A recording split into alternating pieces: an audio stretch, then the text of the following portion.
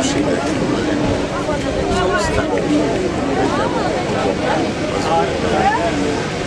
usuku namhlanje usuku lapho amakhosi ezokwenza khona ukuziveza phakathi kwesizwe uzovula indlu yawo ekutheni akhombise nanokuthi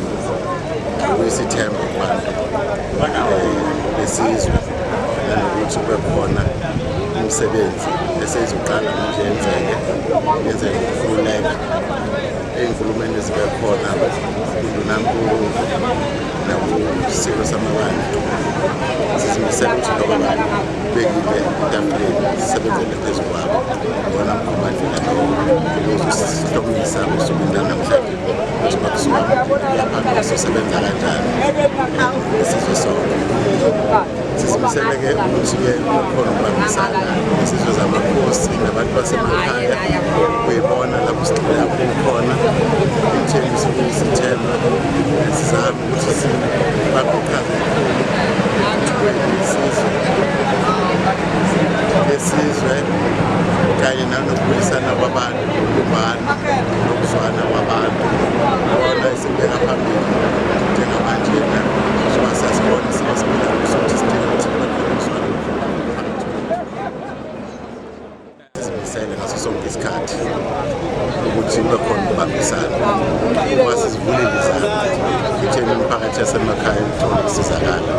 ikakhulukazi abantu basemakhaya siyazi abanawo amathuba amaningi sizimisele-ke ngaso sonke isikhathi sizivulile izandla ekutheni asondele uhulumeni bey'nsiza ngokomhlaba futhi ukhona nawezolimo sizimisele ukuthi kube yiyona nto sigqugquzela kakhulu ukuthi abantu bakwazi ukuziphilisa ngoba namathuba emisebenzi awasekho nokuphakathi kusezingeni eliphezulu. Mhlawumbe-ke odabeni njengoba iNgonyama iyabalula udaba lweNgonyama Trust kuthini okwenu ukuphawula nje ngakho konke ukuvuleleka? Odabeni lweNgonyama Trust siyafisa ukuthi kube khona ukusebenza ngokuthembeka nokusebenza ngendlela ukuthi umphakathi ube nethemba kube khona amathuba iNgonyama Trust ezokwazi ukuthi iwavulele izakhamuzi zasemakhaya ezihlala emhlabeni weNgonyama Trust kube khona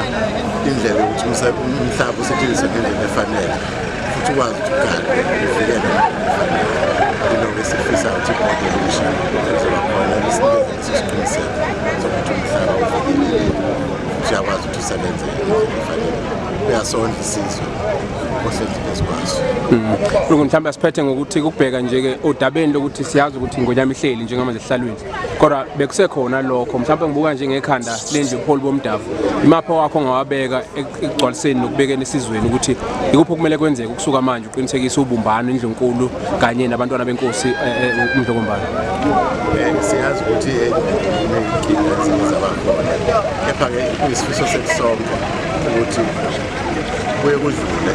kuba yikho into engafikela isikhathi sokuthi sinxusa ukuthi kube khona ukubambisana okukhulu kube khona ukubuyisana lapho kusakhona kungasolinye khona simeme yonke nemikhuleko kube khona usilekelela ekutheni inkinga ekhona endlunkulu igcine ipheli ishabalele ubuye indlunkulu ibumbane ibe umndeni owodwa ukwazi ukusihola ngendlela efanele.